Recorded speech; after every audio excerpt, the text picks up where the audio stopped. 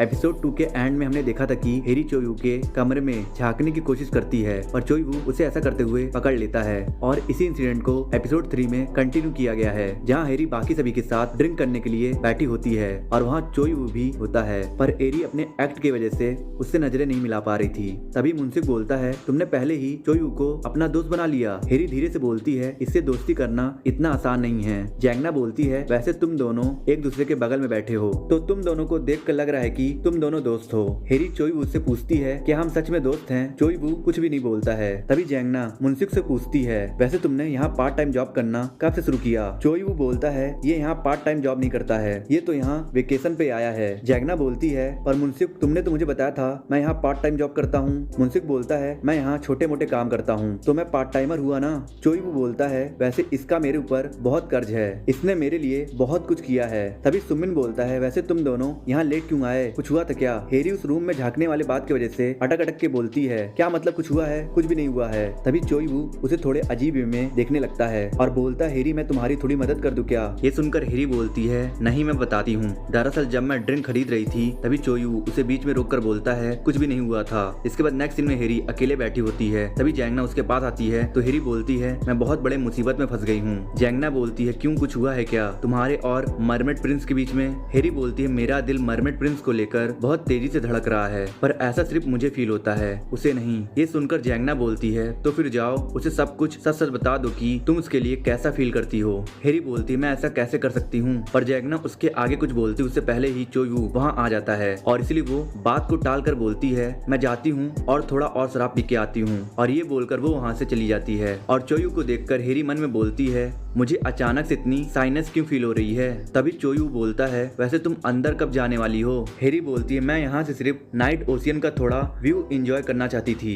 ये बोलकर वो वहाँ से जाने लगती है। तभी चोयू उसका हाथ पकड़कर बोलता है, मुझे तुम्हें ज्वाइन करना है। जिसके बाद वो दोनों बीच पर ओशियन के सामने एक बेंच पर बैठे हुए दिखाई देते हैं। तभी चोयू बोलता है, ये पहली बार है कि मैं बीच पर रात में आया हूँ। हेरी बोलती है, क्या सच में? चोयू बोलता है, रात में सी के पास बहुत अंधेरा होता है और मुझे अंधेरे से बहुत डर लगता है, पर तुम्हारे वजह से मैं आज इस खूबसूरत नजारे को देख पाया। ये सुनकर हेरी शर्माने लगती है। तभी चोयू बोलता है, वैसे मुझे माफ कर दो। हेरी बोलती है, किस लिए? चोयू बोलता है, पहले मैं तुम्हारे साथ थोड़ा मीन हो रहा था। हेरी बोलती है, कोई बात नहीं। तभी चोयू अचानक से सैड टोन में बोलता है, मैं चीजों को अच्छे से महसूस नहीं कर पाता हूँ। अगर मैं अपने हाथ में कुछ पकड़ूं तभी मुझे समझ नहीं आता है कि मैंने क्या पकड़ा है, जब तक मैं उसे देख ना लूं, और इसी वजह से मुझे बहुत बार चोट भी लगती है। ये एक बीमारी की तरह है, पर पता नहीं क्यों मैं तुम्हें महसूस कर पाता हूँ। ये सुनकर हेरी बोलती है, तो फिर कैसा रहेगा कि हम सीखे थोड़ा और करीब जाएं, एक दूसरे का हाथ पकड़कर। जिसके बाद वो दोनों साथ में हाथ पकड़कर बीच पर चलने लगते हैं, पर तभी हेरी के रास्ते में कुछ आता है जिसकी वजह से हेरी डिसबैलेंस हो जाती है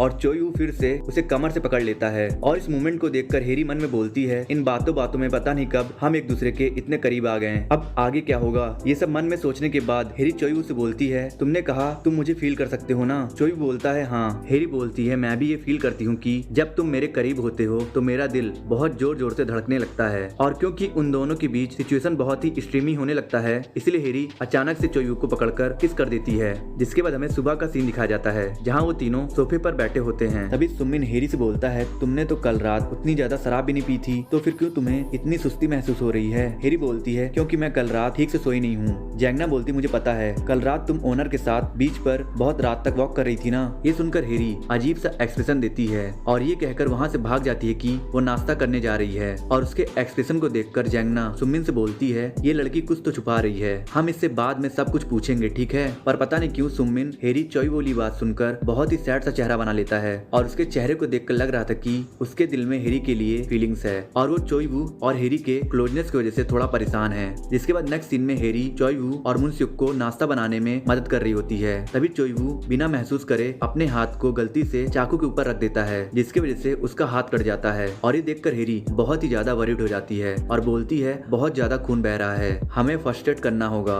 ये सुनकर मुंसिक फर्स्ट एड बॉक्स लेने चला जाता है और वहीं दूसरी ओर सुमिन चोयू के कमरे में चोरी छुपे जाता है तो उसे वहाँ हेरी की पेंटिंग दिखाई देती है और उस पेंटिंग पर लिखा होता है, हेरी मुझे तुम्हें और छूना है क्योंकि जिंदगी में मुझे पहली बार कुछ महसूस हुआ। ये देखकर सुमिन थोड़ा हैरान हो जाता है, पर उतने में मुंसिक वहाँ फर्स्ट एड बॉक्स लेने आ जाता है तो बोलता है, तुम दूसरे के कमरे में क्या कर रहे हो? भले ही तुम हमारे मेहमान हो पर तुम ऐसे किसी के कमरे में जाके उनका सामान नहीं छू सकते हो। और सुमिन अटक अटक के बोलता है सॉरी और वहाँ से चला जाता है। जिसके बाद नेक्स्ट सीन में सुमिन चोयू को अकेले पाकर उससे पूछता है क्या तुम हेरी को पसंद करते हो? चोयू कुछ भी नहीं बोलता है और सुमिन बोलता है और तुम्हारे कमरे में वो नोटबुक क्या है जिसमें लिखा हेरी मैं तुम्हें और छूना चाहता हूँ, इसका क्या मतलब है? चोयू बोलता है मैं तुम्हें सब समझाता हूँ। सुमिन बोलता है तुमने कहा कि तुम्हें हेरी को और छूना है, इसका मतलब तुमने उसे ऑलरेडी छू चुका है। चोयू बोलता है जैसा तुम सोच रहे हो वैसा बिल्कुल नहीं है। तभी सुमिन बोलता है तुम सच में एक घटिया इंसान हो, हेरी कोई भी नहीं है जिसे तुम इजिली हट करोगे।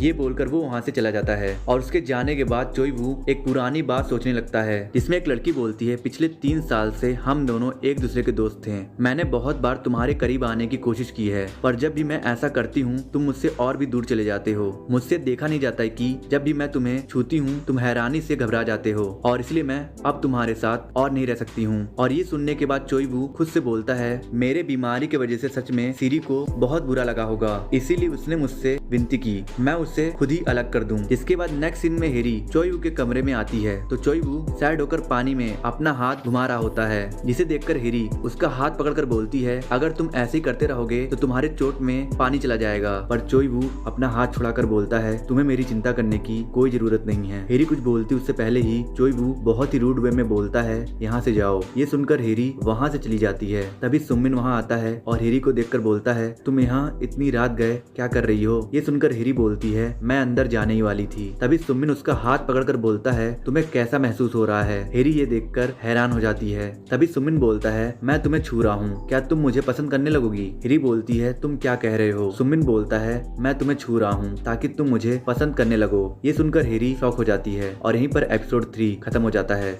आई होप सो फ्रेंड आप लोगों को मेरा एक्सप्लेनेशन अच्छा लगा होगा। अच्छा लगा तो लाइक कर दो यार, कमेंट कर दो और कुछ लोगों को शेयर कर दो। और वीडियो पे नए हो तो प्लीज़ यार चैनल को सब्सक्राइब करके बेल आइकन प्रेस कर दो। और मैं मिलता हूँ आप लोगों से नेक्स्ट वीडियो में।